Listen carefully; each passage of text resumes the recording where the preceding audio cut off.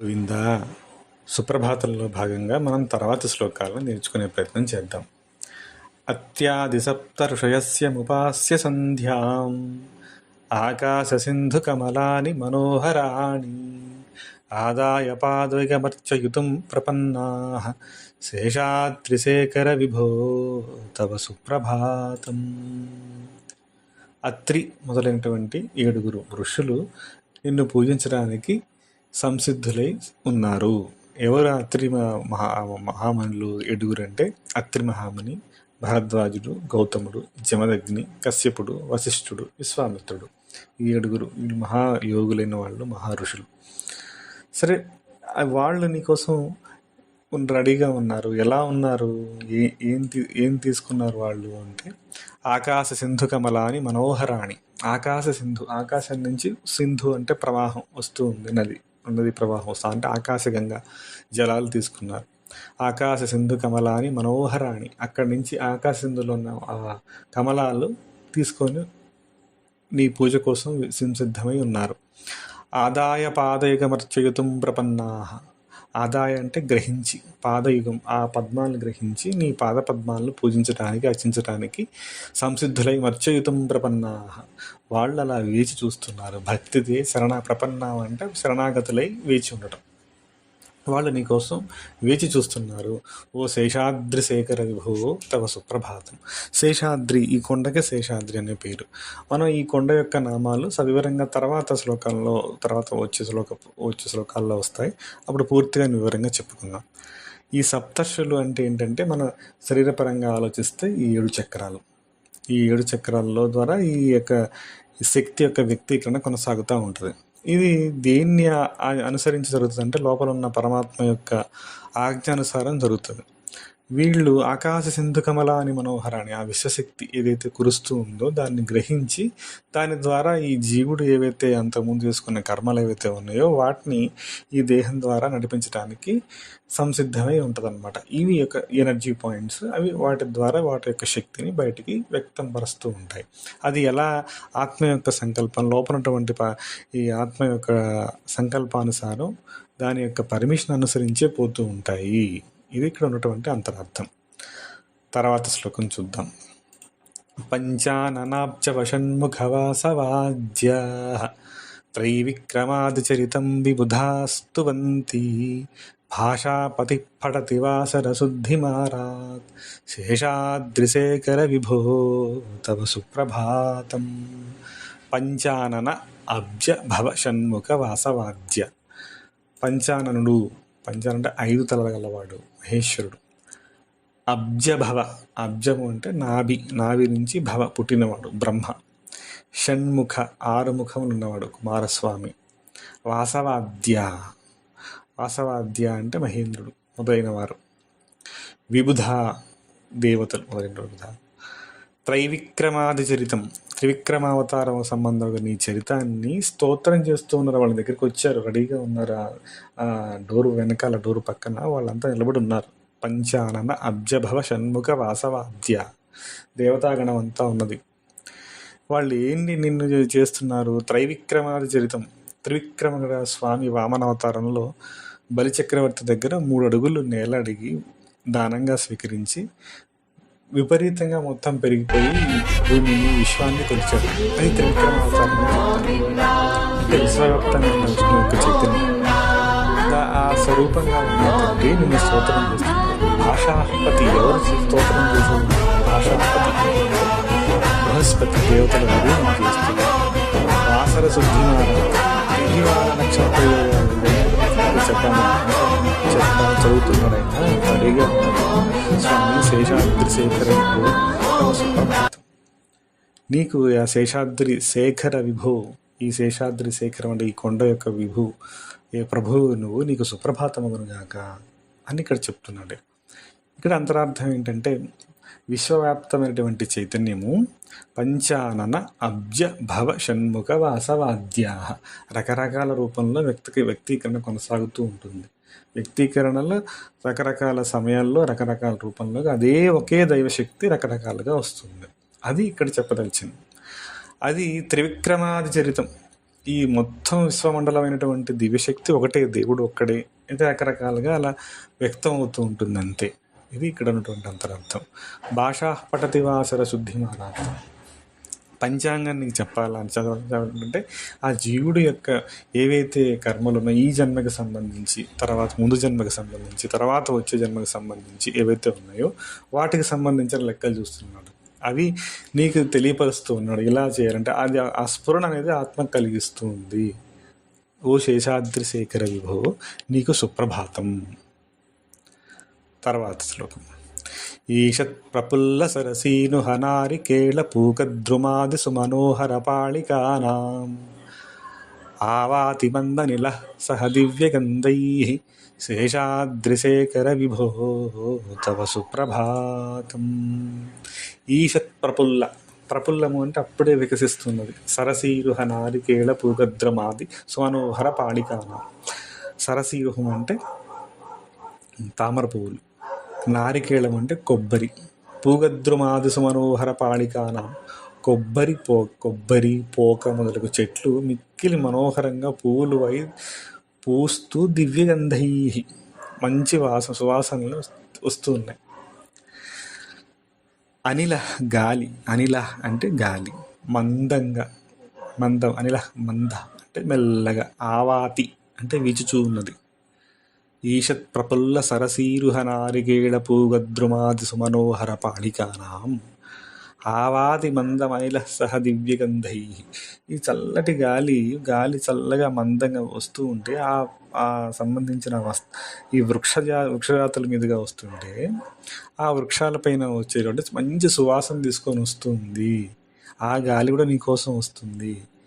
శేషాద్రిశేఖర విభో తవ సుప్రభాతం. ఈషత్ ప్రఫుల్లం ఏంటి ఇక్కడ గాలికి ఈ సుమనోహర పాళికానం ఈ వీటికి ఇవంతా ఎందుకు, కొబ్బరి చెట్టు అంత ఎందుకు పెట్టారు? ఇదంతా యోగ రహస్యం ఇందులో దాగి ఉంది. శ్వాస విద్య ద్వారా ఈ లోపల ఉన్నటువంటి ఈ చక్రాలు, లేకపోతే లోపల ఉన్నటువంటి చక్రాలు పక్కన పెట్టండి, అర్థమైనా అర్థం కాకపోయినా ఈ లోపల ఉన్న యాక్టివేషన్ జరుగుతూ ఉంటుంది. శ్వాసను గమనించి శ్వాసను పట్టుకుంటే లోపల ఉన్నటువంటి ఈ పుష్పాలు వికసిస్తాయి. ఆ శ్వాస మందంగా సాగాలి, వేగంగా కాదనమాట. మందంగా మన శ్వాసను మనం గమనిస్తూ ఉన్నప్పుడు ఎరుకలోకి ప్రవేశించి ఆ లోపల ఉన్న మాధుర్యం మనకు అందుతుంది. ఇక్కడ చెప్పదలుచుకున్న అంశం ఇది. ఈషత్ ప్రఫుల్ల సరసీరుహ నారికేళ పూగద్రుమాది సుమనోహర పాళికానాం ఆవాతి మందమనిల తహ దివ్యగంధై శేషాద్రిశేఖర విభో తవ సుప్రభాతం.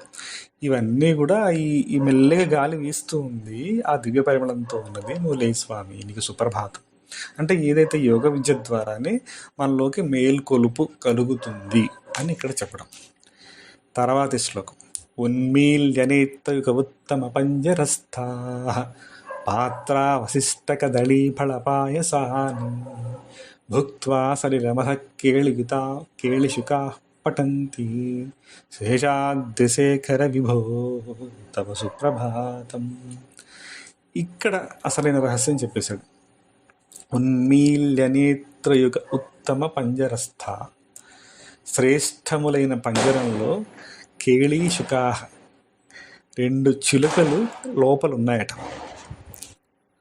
పంజరంలో ఉన్నటువంటి చిలుకలు ఉత్తమ పంజరస్థ, శ్రేష్టములైన పంజరంలో ఉన్న చిలుకలు నేత్రయుగం అంటే 2 కళ్ళు ఉన్మీల్య బాగుగా తెరిచి పాత్ర వశిష్ట కదలీ ఫల పాయసాన్ని, వాటికి ఏదైతే ఆ కదలీ ఫలాలు పాయసాన్నాలు అరటి పండ్లు పెట్టావో అవి తిని ఆరగించి భుజించి సలిలం పఠంతి విలాసముగా పాడుతూ ఉన్నాయి. వెంకటాచలపతి నీకు సుప్రభాతం.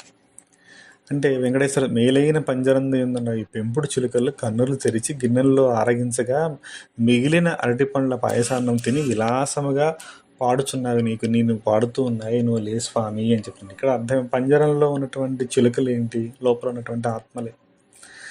భగవద్గీతలో స్వామి చెప్తారు శ్లోకంలో, ఒకే వృక్షం పైన 2 పక్షులు ఉన్నాయి. ఒక పక్షి పండు తింటూ ఉంది, ఇంకో పక్షి చూస్తూ ఉంది. అంటే పరమాత్మ యొక్క అంశ లోపల 2గా ఉంటుంది.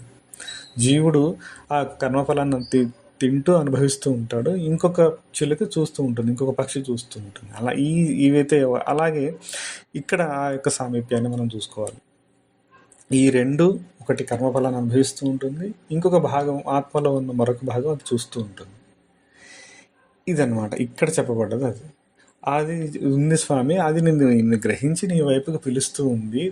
అంటే ఎప్పుడైతే జీవుడు తనలో ఉన్నటువంటి ఆత్మ చైతన్యం కోసం పరితపిస్తూ ఉంటాడో, అంటే ఆ పండు తినగా ఇక చాలరా నాయనా బాబు, తిన్నంత చాలు, జీవితాన్ని అనుభవించింది చాలు, ఇక చాలు, నీ యొక్క ఈ దివ్య సుఖం ఏదైతే ఉందో, నీ యొక్క దివ్యత్వం ఏదైతే ఉందో నాకు తెలియాలి అనేటువంటి చెప్పేసి వాడు గొంతు తెరిచి పాడుతాడో, ఆ పాడుతున్నాడు ఒక్కసారి లేచి ఆ దివ్య చైతన్యంగా మేల్కొలుపుతూ నాలో నువ్వు నాకు వ్యక్తమవుగాక అన్నట్టుగా మనం ఈ అర్థాన్ని మనం గ్రహించాలి.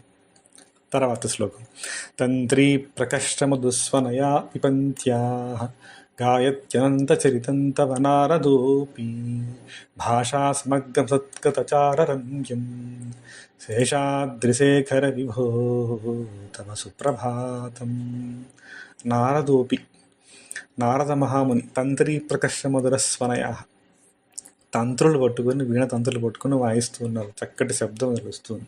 విపంత్యాహ, 7 తంతులు గల విపంచనే వీణావాద్యం చేత భాషా సమగ్ర అసత్కృత చారరమ్యం, మాటికి చేడిగా మనోహరంగా ఉన్నటువంటి తక వీణ చేత అనంత చరితం, తుదిలేని తన అనంతమైనటువంటి నీ చరిత్రని గానం చేస్తున్నాడు.